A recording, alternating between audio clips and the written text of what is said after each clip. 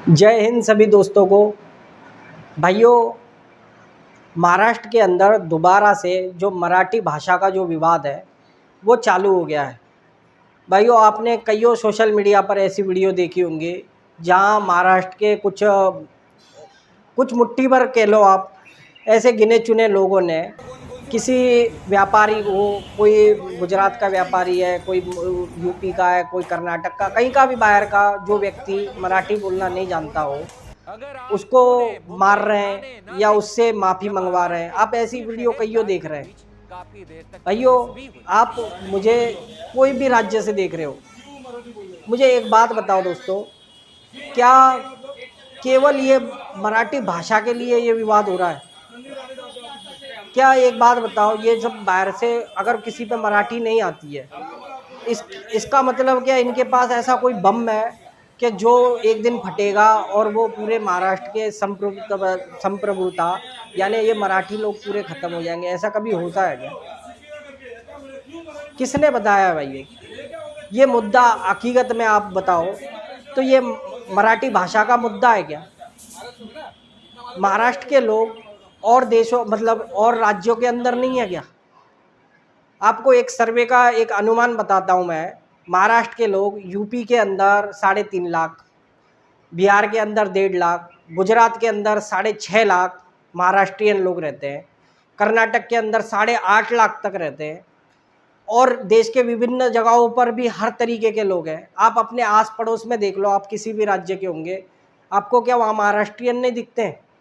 क्या वहाँ महाराष्ट्र के लोग नहीं रहते हैं? मैं अपने पास का बताता हूँ। मेरे जो शॉप है उसके बगल में एक मेडिकल कॉलेज है, उसमें 600 से 700 बच्चे ऐसे हैं कि जो महाराष्ट्र से यहाँ पढ़ने आए। तो क्या हम उनसे कभी ऐसा पूछते हैं कि तुम्हें हमारे यहाँ की भाषा नहीं आती है? कभी कर्नाटक वालों ने पूछा तुम्हें कन्नड़ ही नहीं आती है? कभी गुजरात वालों ने कही है कि तुम्हें गुजराती नहीं आती है तो तुम यहाँ नहीं रह सकते? तो ऐसा महाराष्ट्र के अंदर ही क्यों है?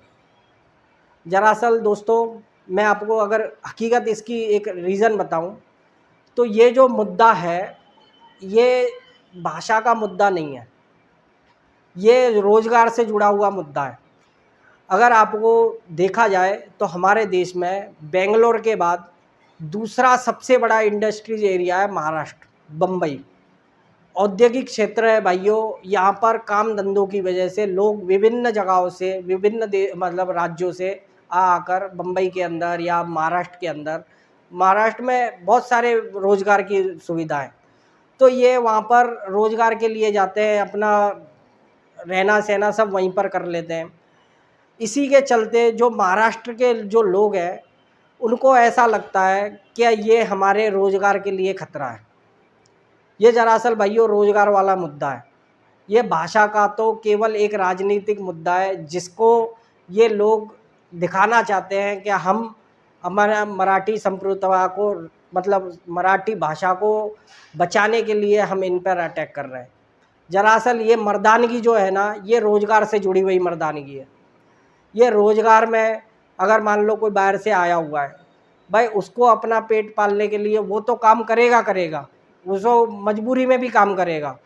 जहाँ ये अगर मान लो कहीं थोड़े बहुत कम पैसे में करता होगा, लेकिन ये जो कंपटीशन है, इस कंपटीशन को अगर आप इस तरीके से देखते हो तो ये तो लालत है भाई आपकी मर्दानगी पर।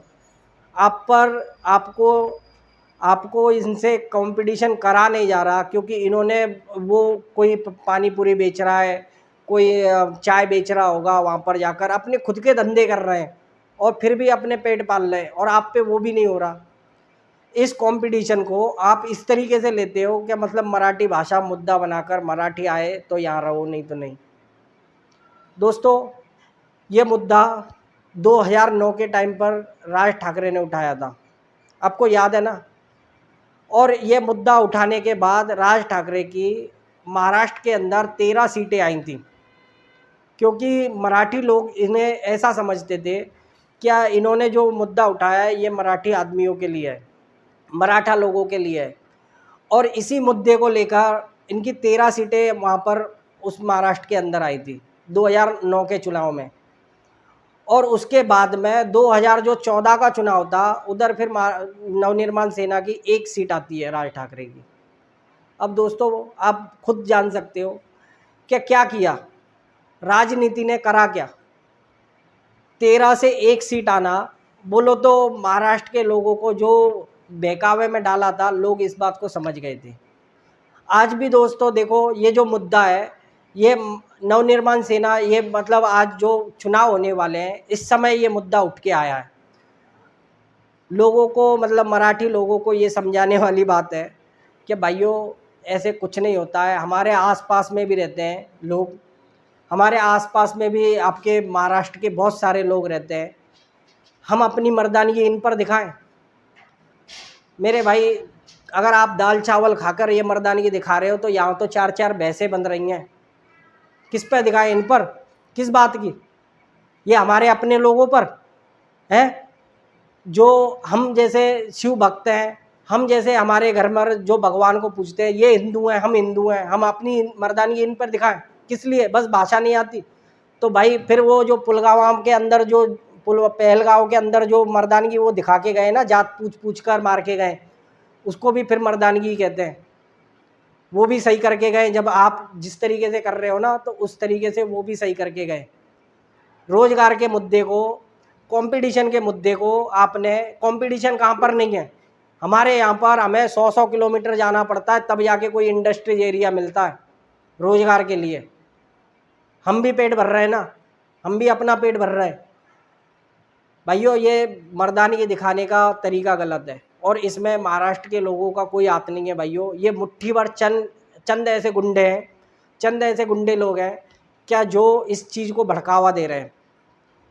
मैंने 2009 में, मैं खुद साक्षी हूँ, मैंने देखा था क्या लोगों ने, जो महाराष्ट्र के लोग थे, जब ये ऐसे दंगे भड़के थे तो मराठी लोगों ने अपने घरों के अंदर लोगों को छुपा लिया था, जो बाहर से आए हुए थे, कि भाई आपको लोग बाग मारेंगे, बाहर दंगे हो रहे हैं। तो भाइयों आप खुद समझ सकते हो कि इसमें चंद लोगों की वजह से ये लोग भी बदनाम हो रहे हैं।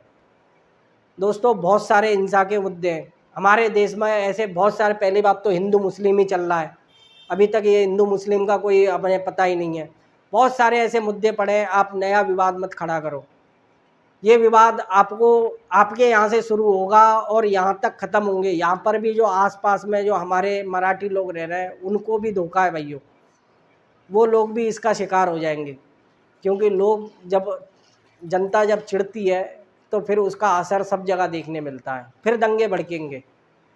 गलत है दोस्तों। ये जो सब है, सब अपने पेट के लिए करता है, और सब हिंदू लोग हैं। चाहे वो भाषा भले मराठी बोलना नहीं जानता होगा, वो भी तो हिंदू है यार। हम अपने देश के लोगों को नहीं समझ सकते तो फिर किसको समझेंगे। तो भाइयों आज जो मराठी भाषा का जो विवाद था, ये केवल एक राजनीतिक मुद्दा है, क्योंकि इलेक्शन आ रहे हैं महाराष्ट्र के अंदर, और ये मुद्दा भड़काया जा रहा है। मुद्दे तो बहुत है भाइयों, आप राज ठाकरे से पूछो, आप जवाब दो ना कि 13 सीटों में से 1 सीट क्यों आई आपकी। विकास के नाम पर आपने कितना क्या कर दिया। आप पूछो ना, मुंबई के अंदर ये गड्ढे क्यों हैं आज भी। आप किसी विकास के मुद्दे को आप टारगेट करके बोलो। ये मर्दानगी दिखाने का तरीका गलत है दोस्तों। मैं फिर से कह रहा हूँ, भारत के अंदर अगर ऐसी मर्दानगी दिखानी है आपको, तो फिर आप एक काम करो, कोई मुस्लिम इलाके के अंदर जाओ, और वहाँ पर जो भगवे झंडे वंडे वो निकाल के फेंक देते हैं या कहीं हैं, वहाँ पर अपनी मर्दानगी दिखा के आओ, ये दाल चावल वाली, और फिर मुझे बताना कि मैं गलत था कि आप सही थे। मैं भाइयों, जो भी, मैं फिर से कह रहा हूँ दोस्तों, महाराष्ट्र के जो भी लोग हैं मुझे सुनने होंगे, या जो भी विभिन्न राज्यों से सुनने होंगे, भारत के अंदर सबको आज़ादी से रहने का हक है। चाहे आप हमारे यहाँ आओ या हम आपके यहाँ जाए, हम लोग एक दूसरे के भाई बंद हैं। सब एक ही धर्म को मानते हैं, एक ही धर्म के लोग हैं हम, और सब भाई बंदी हैं। ये भाषा का विवाद नहीं होना चाहिए। गलत है बिल्कुल, भाषा के नाम पर ये राजनीति का तरीका है, जिसका शिकार आप लोग हो रहे हो। ये आगे मत भड़काओ। देश के अंदर बहुत सारे ऐसे मुद्दे वैसे ही पड़े हुए हैं। आप कोई विकास के मुद्दे पर बात करो, विकास पर आप कोई आंदोलन करो, ये दंगे मत फैलाओ। तो बस भाइयों, आज का वीडियो यही था दोस्तों। आप लोगों को अगर दोस्तों ये वीडियो अच्छी लगे तो दोस्तों चैनल को सब्सक्राइब कर लेना, और वीडियो को लाइक ज़रूर कर लेना। जय हिंद भाइयों।